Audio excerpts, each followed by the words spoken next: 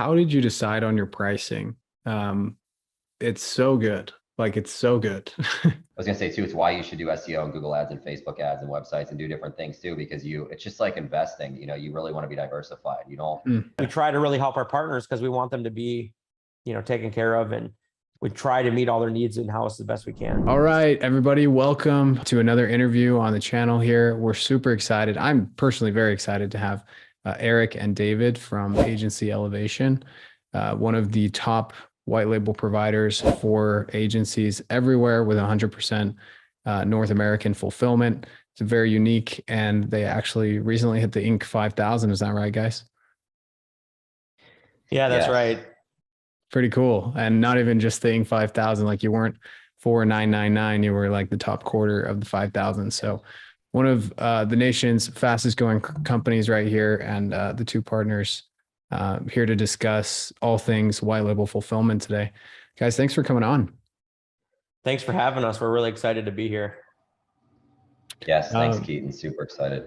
Yeah, of course. So why don't I want to start with a little background on both of you guys, because like just in my experience using Agency Elevation, we haven't been partnered for a really long time, but over the last few months, it's obvious that you guys know what you're doing, like very systematized, very put together company, not only on the systems, like working with your partners, which are agencies, but also in the systems of actually, running the ads, doing the SEO, all those kinds of things that you provide. So let's hear, how did you get to this point where you have everything dialed in so well?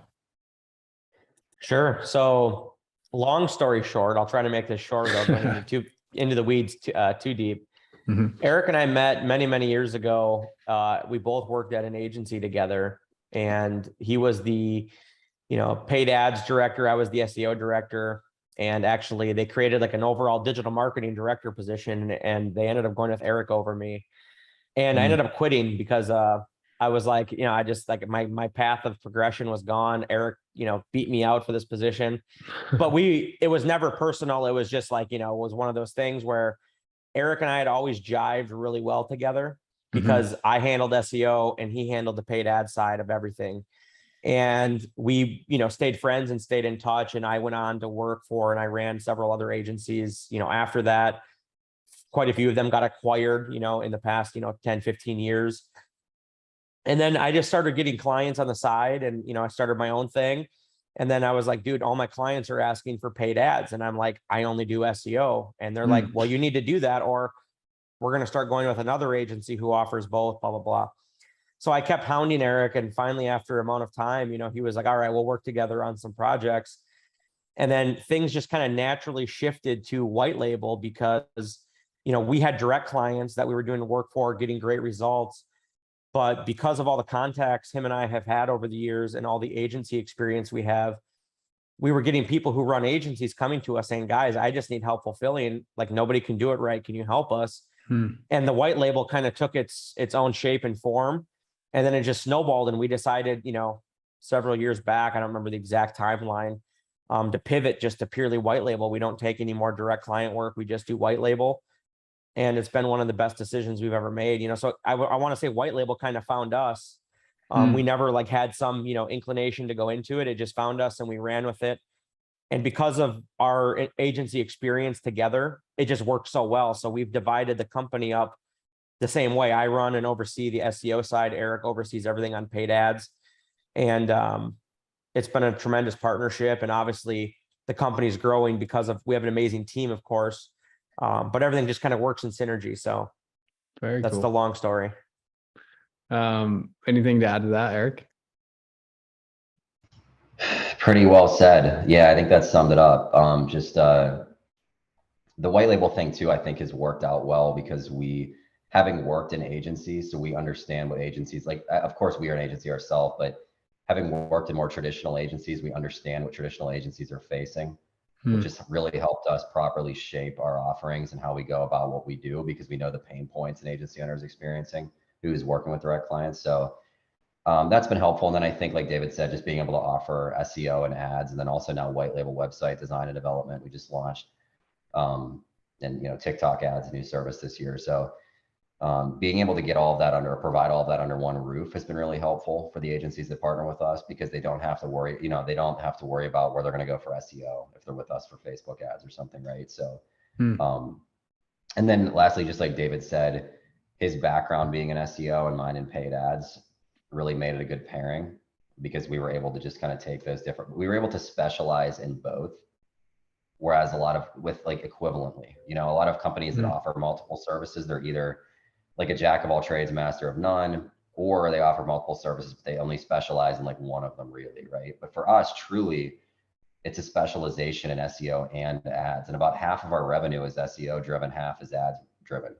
Cool. So we've been fortunate too in that way to be very, could really break us apart into two companies if you wanted. So that allows us to provide really high quality services on both fronts. Yeah, very cool. And for those listening, or like, I mean, a lot of the audience listening are, beginner to intermediate agency owners. I started like, honestly, for the longest time was like, no, these white label companies, like, I just can't foresee them caring about my clients as much as I care about them. Like, is there actually something to this? And I just sort of shunned it for a long time. And then I had a friend who was, 10 times more successful than I am, recommend you guys. And I was like, oh, well, may as well give it a shot. And, I was 3 years into my agency at that point, and we had the revenue to do it. Who do you guys work with? Who's like the best fit for agency elevation? You want me to go, Eric, or do you want to go? Yeah, go ahead. I think that, the best fit is somebody who is wanting to scale and grow their agency without worrying about the fulfillment from day to day, right? Mm-hmm. So this is where we commonly see agency owners get into trouble is, first off, they want to be the CEO and they want to have like this huge company with all this staff.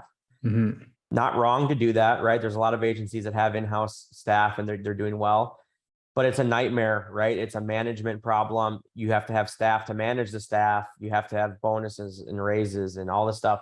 So there's a myriad of reasons of why going in-house is not ideal, but also the big thing is that you end up finding yourself just so focused on working in the agency that you can't work on the agency to grow it and scale it. Okay. And so for us, the perfect partner is one who's willing to let go of the reins on the fulfillment. It doesn't mean you let go of control, because you still have control over everything that's delivered, right? Because you're going to work with our team, and our team will make sure that we fulfill to your standards and to your SOPs.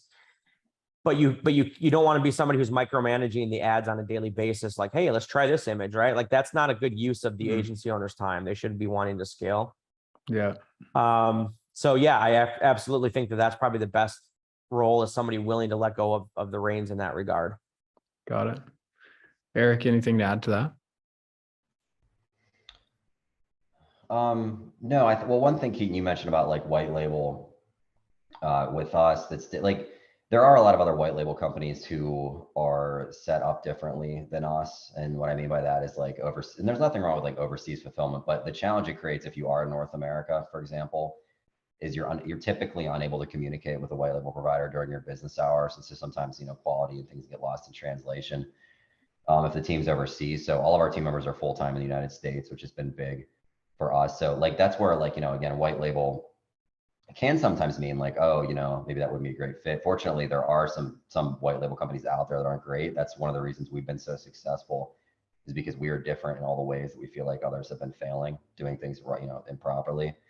The other thing I'll note is that and you kind of alluded to this, Keaton, but there's this fallacy of like, oh, if I hire in-house or internally, they'll care more, right? They'll care more than like the white label provider would. But we see so many agencies that come to us where they have a key team member, a key employee or employees just put in their 2-week notice and they're scrambling. Like at the end of the day, whether you have in-house team members or not, like if you have in-house team members, like, they're unless they're going to stay with you for the rest of their lives.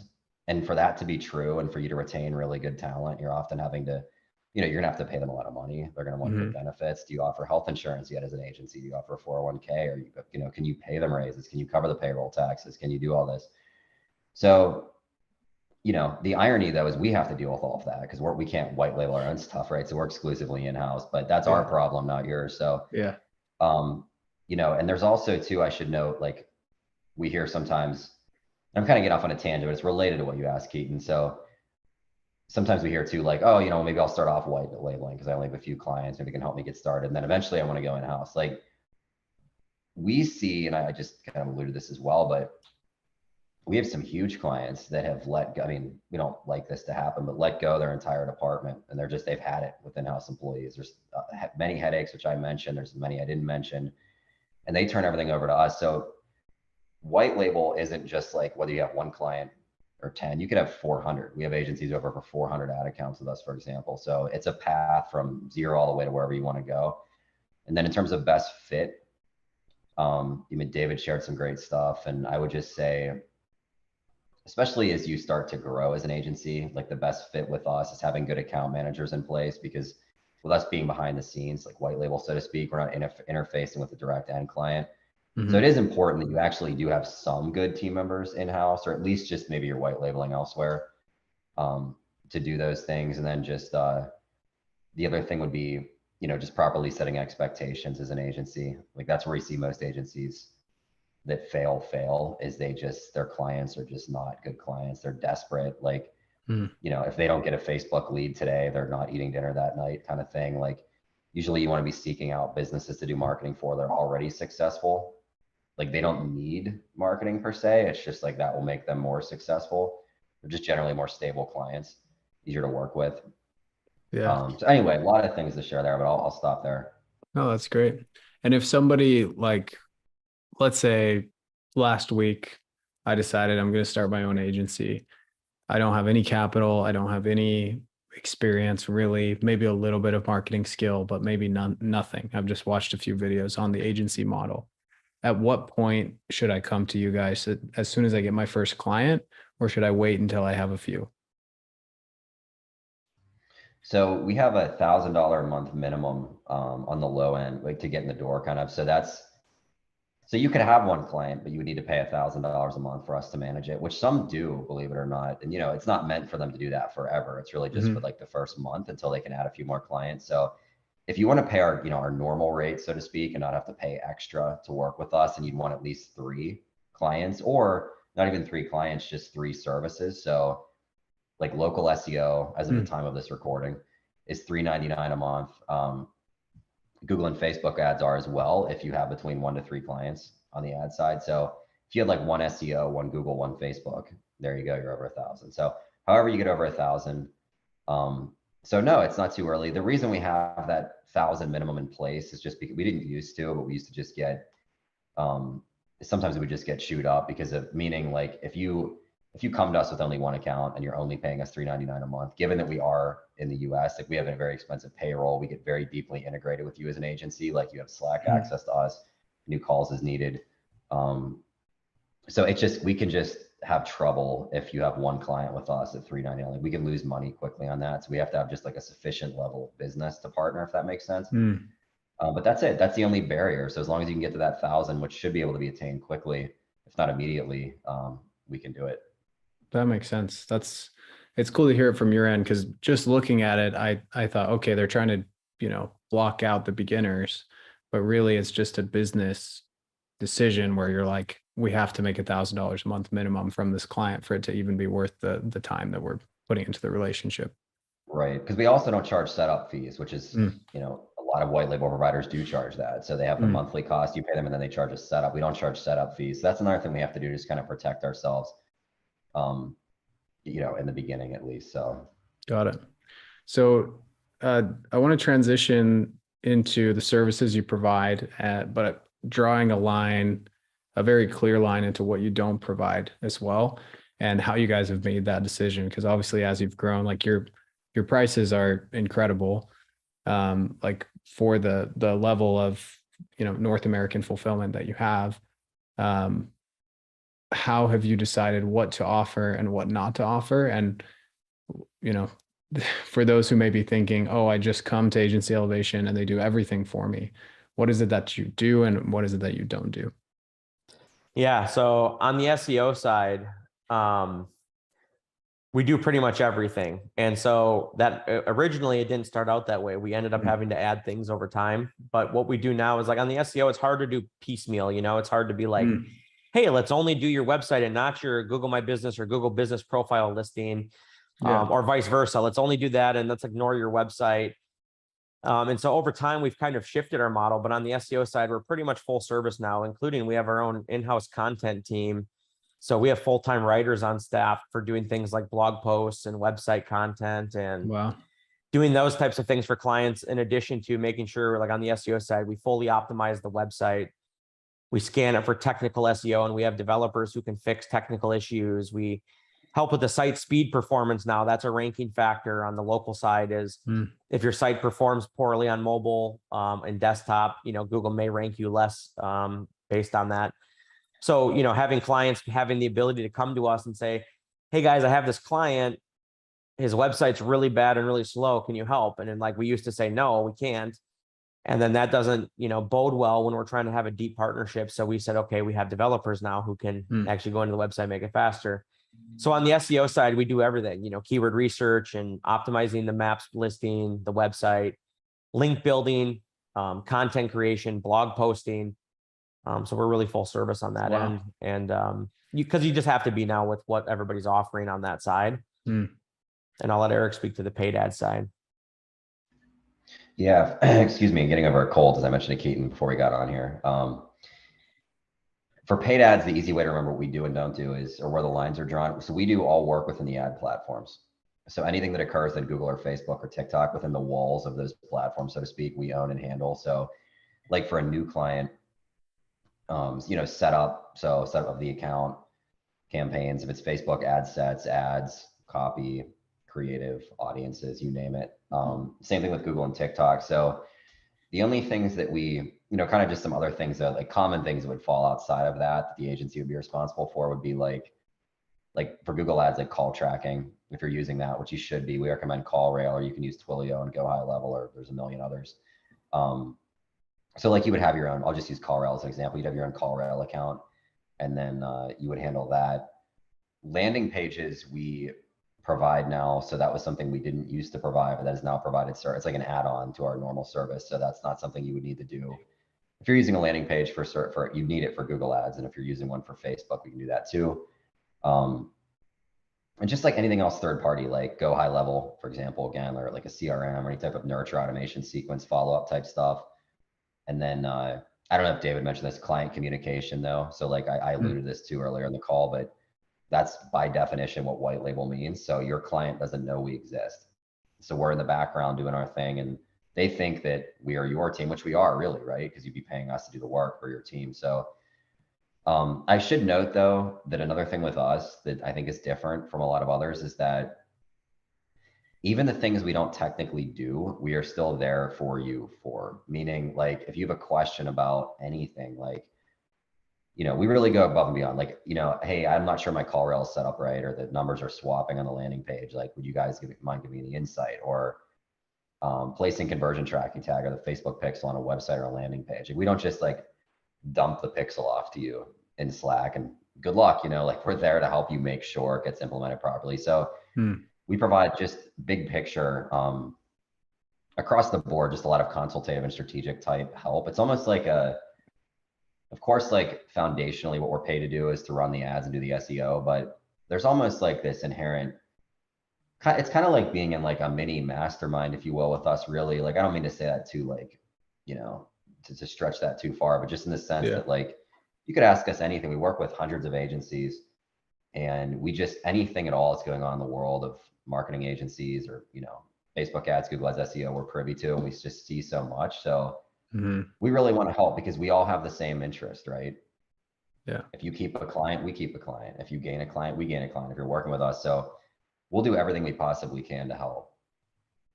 Very cool.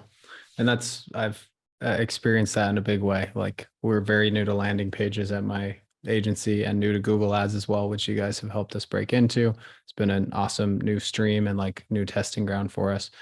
And I was like, thought I knew how to do landing pages, like was pretty sure, but sent it over to your team and had somebody audit it and was like, okay, cool. here's a couple suggestions and here's what we did right. We can implement these things in the future. And just kind of help me rest easy because even though, I've been in marketing for 4 or 5 years now, just going into a new platform, it's a little scary. Like you don't know if you're doing all the SOPs right. You don't know, if everything's set up correctly. And so having you guys there to hold our hand when necessary was a big help in helping us make that jump. One thing I want to that I didn't plan on asking, but is coming to mind now as we talk. What level, kind of twofold. First of all, what level of training do the ad buyers on your team have, or the SEO specialists on your team have? How does that work? Do you make sure that they have a level of experience before they're brought on and then put them through your training? Are there beginners that come on and come through your training? And then also, when I bring a client to you guys, what level of touch points, like how often are you checking the account that I'm showing you? And how much, based on like the hours or the number of times you'll check and improve the campaign, how much do you care in those numbers, if that makes sense? Yeah, sure. So we, in terms of team member training experience, we have a blend. We have, of course, many that we've hired from marketing agencies or marketing departments within companies. Mm-hmm. And we have some too that we've hired that have been just really smart, like all the right fits, right? And you'll see a lot of companies across all different industries, whether marketing agencies or not, have blends of, employees in these ways. Like some of our best team members, though, are ones we hired early on in the company that didn't, like, just personal, connections we had and things that didn't have Google ads experience per se, right? Or Facebook ads or whatever. And they were just team members though that we felt had, like I said, all the right intangibles and just like qualities that we felt like could make them really good. So yeah, we have a blend, but I mean, anyone that's working on an account, like for a client, is someone who's gone through vast amounts of training. I mean, one of the things we've been able to do over the years now is doing this for so long, and working with so many ad accounts and so many SEO campaigns and having so many team members now, is we just have really well built out SOPs, standard operating procedures, and libraries of information and kind of how-tos. So to the point that, I mean, I think we have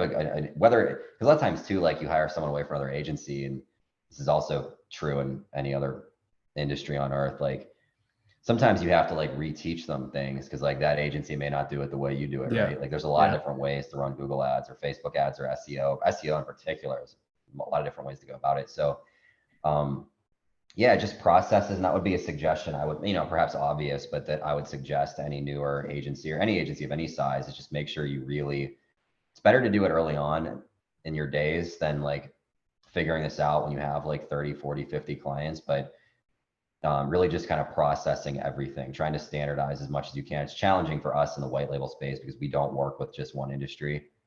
Like say if you just work with orthodontics or chiropractors and things like that. But and then to your question of investment, like what we're doing. So now it seems like inevitably it's almost like, every day there's something in terms of what we're doing for the agency. If it's not our work in the account, which from an ad standpoint, and SEO too, we're in there every single week of the year. So like with ads, it's not like we're only optimizing like once a month or whenever we feel like it, or there's like this quota. It's at least weekly.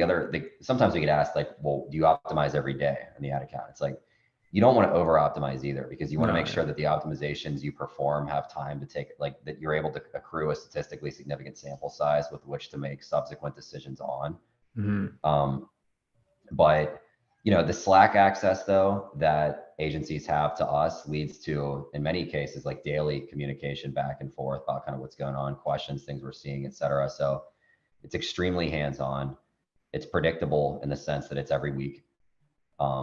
The SEO is not like it's more of like a monthly deliverable, because a lot of what happens with SEO is like, content writing and backlink building and title tags and things. It's not like as fire drill like as ads can be, right? Like if an ad isn't performing, turn it off, hurry up, do something different. Like SEO is more methodical, but both are worked on rigorously.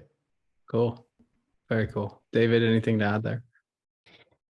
Not really. I mean, it's just, we're doing so much behind the scenes too. So it's like, there's so many components and pieces to one SEO campaign. We have like I think the average SEO campaign gets touched by 6 or 7 different people on our side, right? Like there's the SEO specialist who is overseeing everything and like handling some of the on page. They might be talking to a developer to handle some of the technical. The GMB/GBP expert is usually somebody else, but working underneath the specialist to make sure that, you know, all the same keywords and everything are targeted properly. Then you have a writer who's writing content that we're going to use to build links. And then the guy who might fix the site speed is a different person. And then you got somebody else maybe handling reporting. And then you have our SEO director who's overseeing everybody to make sure that everything works together. So there's so much that goes into it behind the scenes. We're in there, you know, way more than weekly. And then additionally, we get so many requests in Slack, which is a big part of it. And we do a lot of custom stuff like, hey, can you help me with this? Or can you fix this? And so our team tries to go above and beyond to do what we can. We try not to say no. That's an internal model we have. So sometimes, you know, it's so egregious where we're like, I'm sorry, that's way out of scope. But we try to really help our partners because we want them to be, you know, taken care of. And we try to meet all their needs in-house the best we can. So yeah, very cool. And that leads me to a follow-up question there. How did you decide on your pricing? It's so good. Like it's so good. And I've had people quote me like 1,000 to 1,500 for the white label cost. And obviously they're like more direct to consumer and they're like, or direct to client. And they're like, yeah, if you wanted to resell my stuff, it would be this. But I just don't, and I haven't looked at a ton of other white label companies, to be honest, but I don't see anybody doing the quality, the quantity, the above and beyond, and the wealth of experience, the library of, you know, advertising and SEO knowledge from sounds like 15 plus years of experience. I don't see anybody doing it, and I don't see anybody doing it at the price point you guys are offering it at. How did you decide on that? So a couple things on that. Kind of over time, our pricing has shifted a little bit, not significantly, but, you know, just minor tweaks to it. Yeah. We early on realized that we wanted to, our goal wasn't to be like a lot of our other white label providers. They don't work with large agencies, 99% of them. They have agencies that have a handful of clients. And so when you're only dealing with agencies that have a handful of clients, you typically do need to charge more, which is why we have our minimum, because if you just have one campaign and if that agency has one client, they're brand new to it. And so they ask a lot of questions. There's more interaction. There's more resources being expended on our side. It's not that you don't want to work with them. It's just that we early on, because of our relationship, had to work with agencies that had, you know, 50 accounts, 100 accounts. We now have agencies that are, you know, 8-figure agencies that we do, you know, we run 500-600 ad accounts for one agency, right? And we have a lot of agencies like those.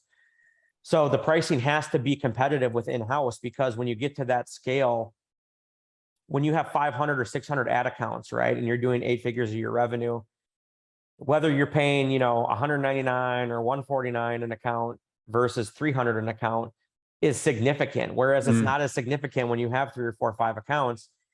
And so we have to be competitive with in-house pricing. Otherwise, there's no reason for a lot of these medium and large size agencies to use us, because for them, it comes down to a numbers game. Even if the results might be, you know, less than we can get, they're willing to do that trade-off if they can save, you know, tens of thousands of dollars. And so we made that decision early on that we wanted to be competitive with in-house. And that's been a large part of our success, is because we get a lot of agencies that do come to us and say, we're having trouble fulfilling. We can't do it. We can't find people, or so-and-so quit. So-and-so put their 2 weeks in. We don't even know how to find somebody. We need help. It's going to come out to be almost a wash at the end of the day. And then we come in and they're very, very happy because we're able to give them a very streamlined service that's better than in-house experience. Yeah. At equivalently the same price or right around there. So that's kind of the main driver behind that, to be completely honest.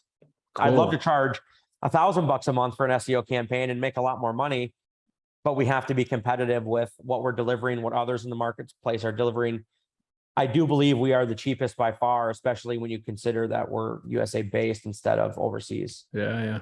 So it's interesting because you're like really competitive on the huge client side, but you're also staying very competitive on the small client side because you have to compete with the other white label companies there, right? Very interesting. Anything to add there, Eric?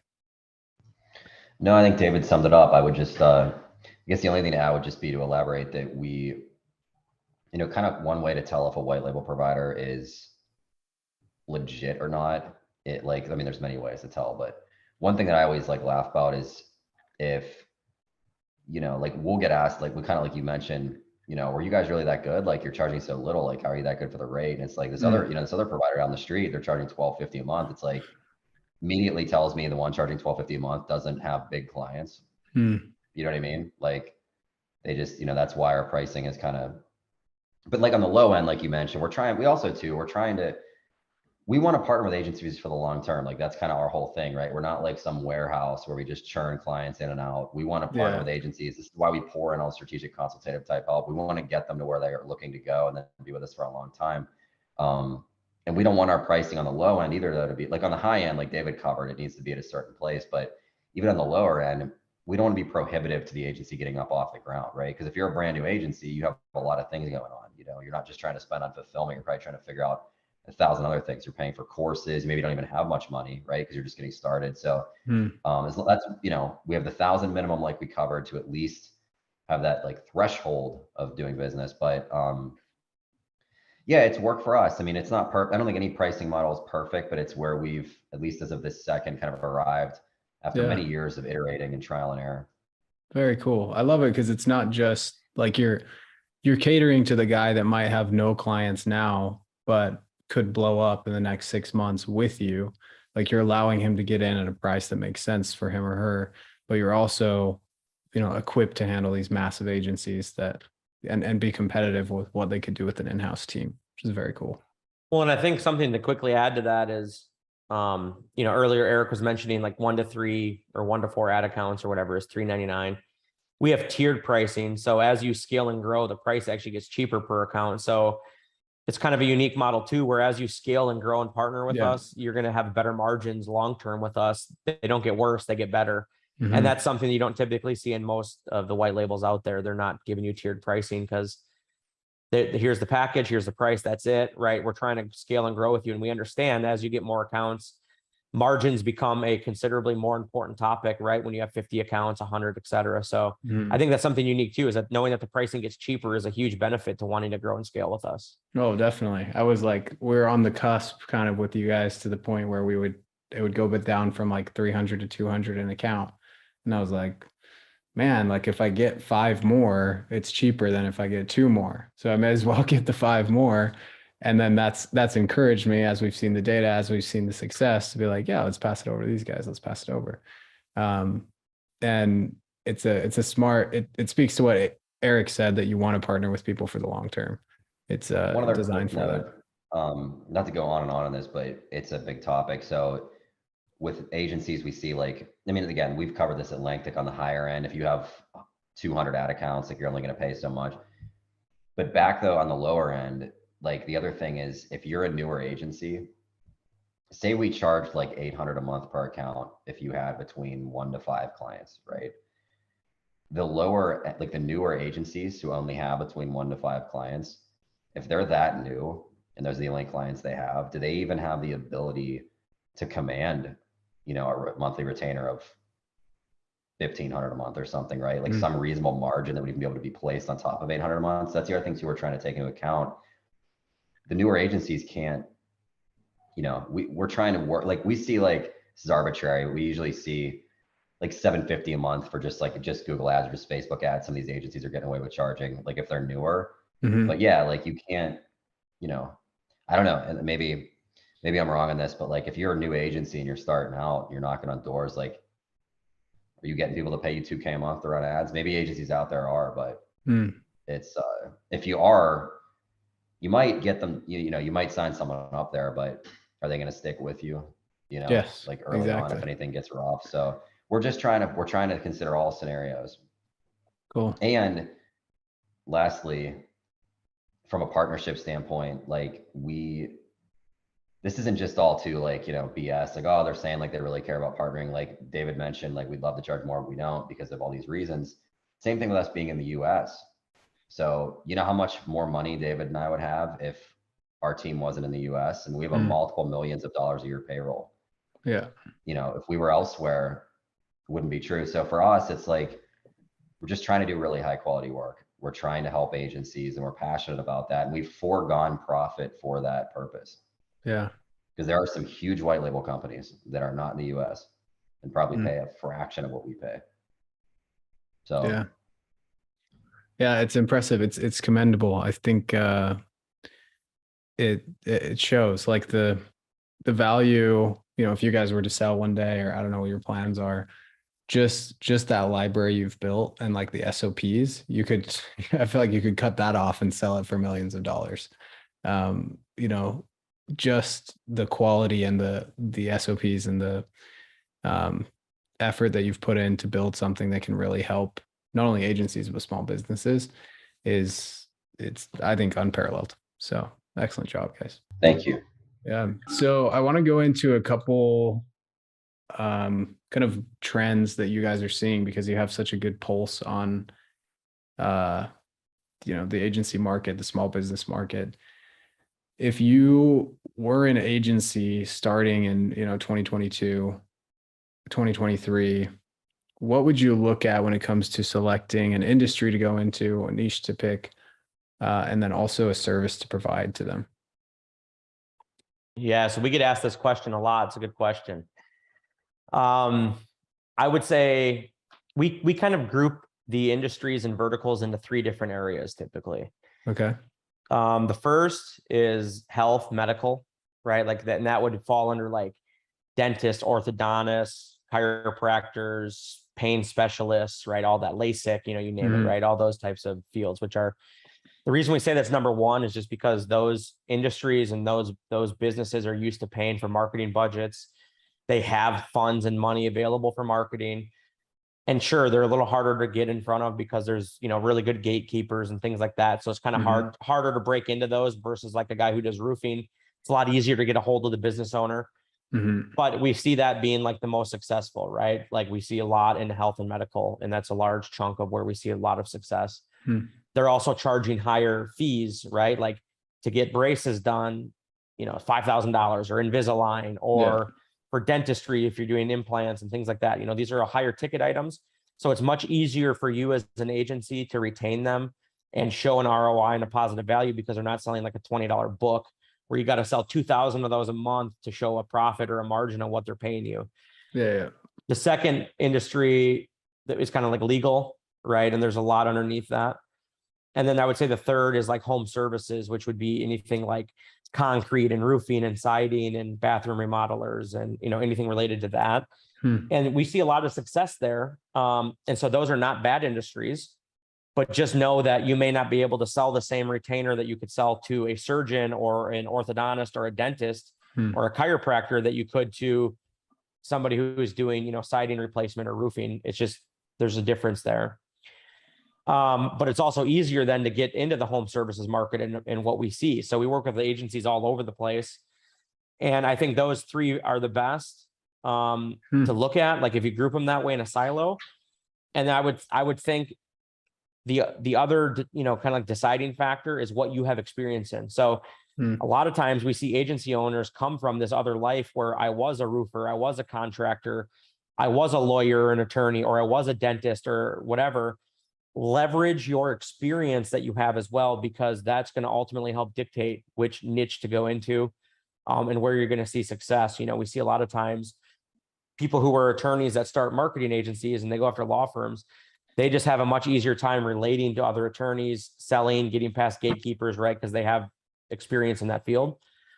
So I would say that's a great starting point. I would say the biggest thing is definitely you want to pick a specific focus and niche down. So if, you know, don't go too broad. I think what a lot of people do, and the big mistake we see, is people tend to go too broad where they're like, I just want to do attorneys in general.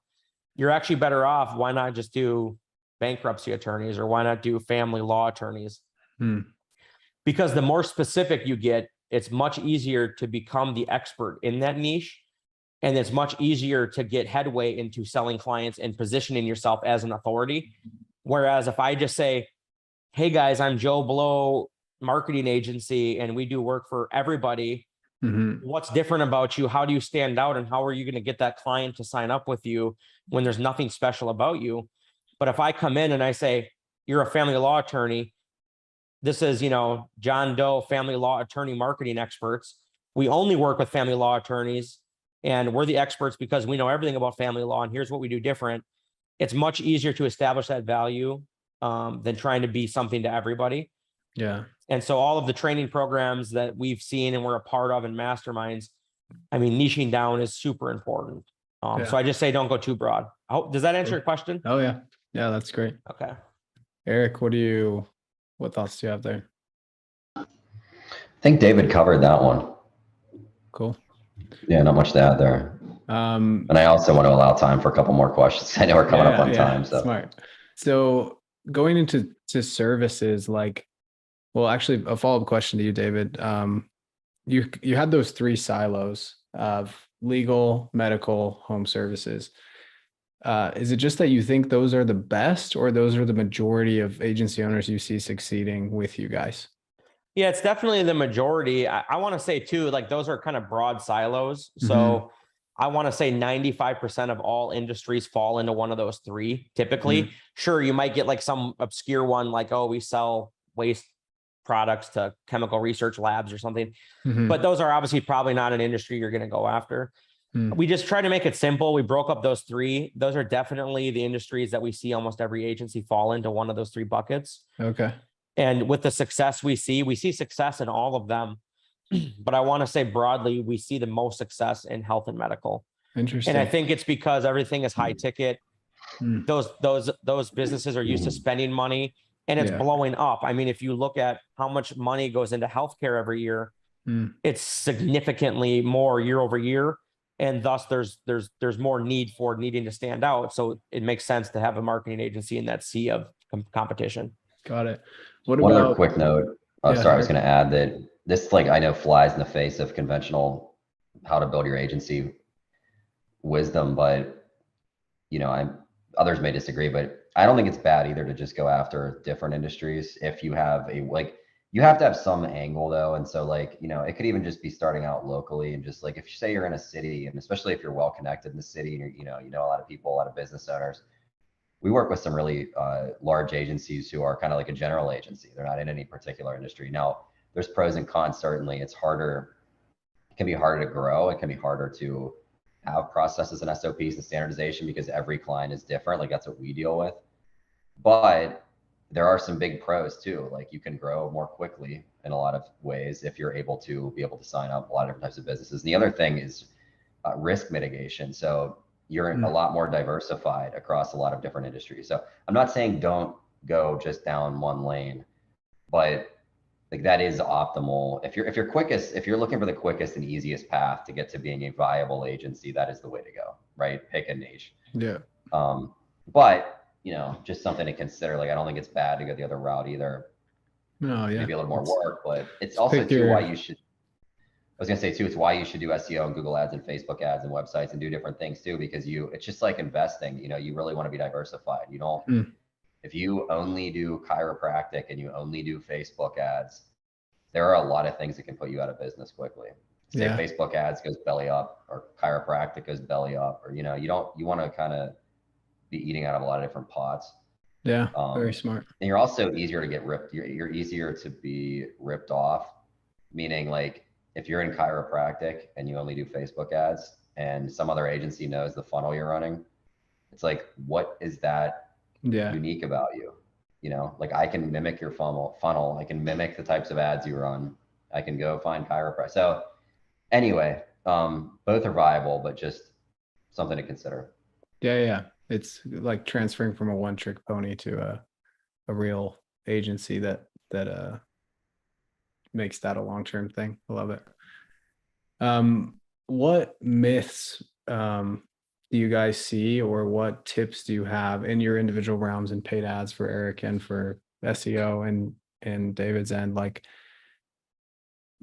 The average person that doesn't know much about marketing, or even the person who has run an agency but has misconceptions or myths still stuck in their head about either of these methods of advertising, what's the most common you see come up? So I'm trying to think. I would say on the SEO side, it's just that number one, you can't get results for everybody as quick as they want, right? So I would say the largest like myth on SEO is like if you just optimize something, it's going to, appear and rank the next day. There's so much that goes into that. Like, for example, one client could come to us where they already rank on page one and we're just moving them up the page, right? So they're going to see success quicker than somebody who comes to us and says, I don't even have a website, or it's a brand new website and I want to rank in New York City for dentists. Well, you can want that and you can wish for that. And it's just going to take a lot of time. Yeah. And so I would say the biggest myth is just getting fast results or guaranteed results on the SEO side is hard to convey sometimes.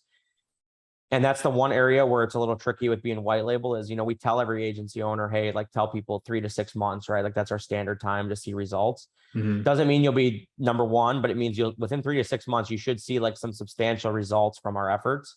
Yeah. It should be very visible, trackable, and repeatable. But that doesn't mean you're going to be number one and they're going to rank number one or they're going to double their business in one. So like on the SEO side, that's the biggest myth I see is like, oh, if you just do the optimizations, you'll get guaranteed rankings. It just isn't that clean cut with Google's algorithms. So that's the main thing I see. Also, the SEO industry is plagued with people offering guarantees and, we'll rank you in 30 days. And so people are very, very bitter coming into it. And so it's harder to sell that sometimes because they've been burned before, probably by an SEO company. It's kind of a saturated market, unfortunately. Yeah. Eric? I would say I think the biggest like service specific myth would be that anything Google should be kind of an afterthought or secondary to Facebook. Like seems like every marketing agency training program in America right now in the world is like Facebook, or TikTok now, like social. Because I think social too, it seems like a lot of people starting marketing agencies are younger. Like I guess any business, right? Like would trend younger than like an 80-year-old starting a business compared to a 20-year-old. But I think younger people though are just like, especially like those in their 20s right now, they just like they grew up with social media and it's just like they're on it all the time and they just think like, oh, social media. David and I think a lot of times feel like we're not old, we're in our 30s, but we feel like dinosaurs sometimes because like David and I our backgrounds, as we've mentioned, are very deeply David's SEO. And then me for ads, like I go the furthest back in Google ads, like more so than Facebook. And that's because Google ads has been around longer, right? But we just see that all the time. Like, it's just like, oh, should I do SEO? Or, Keaton, we've talked to you about this. Like, should I do SEO? Should I do Google ads? Like, yeah, you should. Like, if you think about it, if you have an option, and we do a ton of it, like we're huge up for Facebook ads, right? We do a ton of it. So I'm not crapping on Facebook ads, but like, if you run a Facebook ad, like, and this is obvious, it's really top of funnel, right? It works well. You get a lot of leads, typically at a low cost, but anyone on Facebook isn't looking for what you are doing, most likely, right? Or at least they're not like indicating they are behind perhaps like how they're browsing, which I know Facebook's algorithm takes into account, but like, it's amazing to me, like sometimes the explanations needed to convince not only an agency owner, but like for them, their client to be like the light bulb to go off with ads and SEO and why it makes a lot of sense. Like, people are, I mean, it always blows my mind. People are literally searching Google for what you do. Like, they are on a silver platter. Like, I mean, it couldn't be any more straightforward. Like, I type into Google, orthodontist near me. What on earth do you think that person wants? Like, they want to go get braces. Yeah. So like, it's crazy. So I think for me, that's the biggest myth is that like SEO or, SEO and Google ads should be like secondary or things like you consider as you grow. Like, I mean, the other thing with SEO, I don't know, that's a myth, but there's no ad spend associated with it. So like when you run Google and Facebook ads, you're right off the top. We're losing money as the agency. It's going right into Google and Facebook's pocket. We don't get a cut of that. Neither does the agency owner. With SEO, there's no lost money, so to speak, to a third party, right? It's just like you pay us and then, your client pays you. It also offers opportunity for higher margin. So for the agency selling SEO, knowing, because your client only has a finite amount of money to spend, right? So with ads, you're definitely losing money compared to what you could be making given what has to go to Facebook and Google. So anyway, I would just say that there are times, of course, it makes sense to lead with social, but I would just like more critically look at that and not just assume that, SEO and Google Ads. And we see this too. It's been a big edge for us really over the years, is that the knowledge around Google Ads and SEO is so minuscule. Yes. Compared to what most people know about Facebook ads. Yes. We meet so many people who are like, oh, we know everything about Facebook ads. But then like SEO and Google ads, they know nothing. Yeah, I think it's because it's sexier. It's like, oh, look at this. I launched it today and you have 5 leads. Right. And like, 4 of those leads are like not even going to pick up the phone right. Sometimes.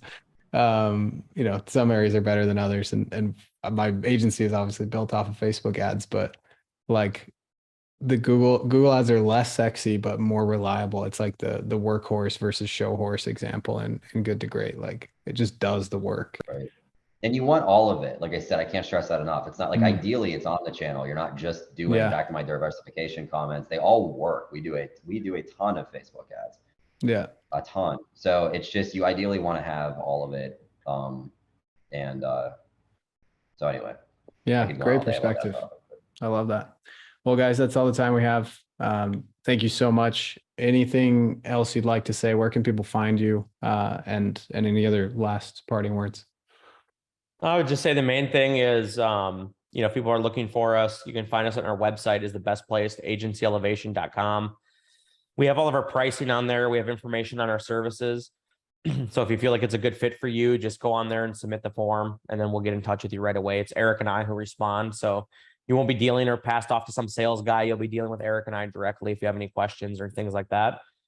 That's probably the easiest way. And then a big thanks to Keaton for having us on here.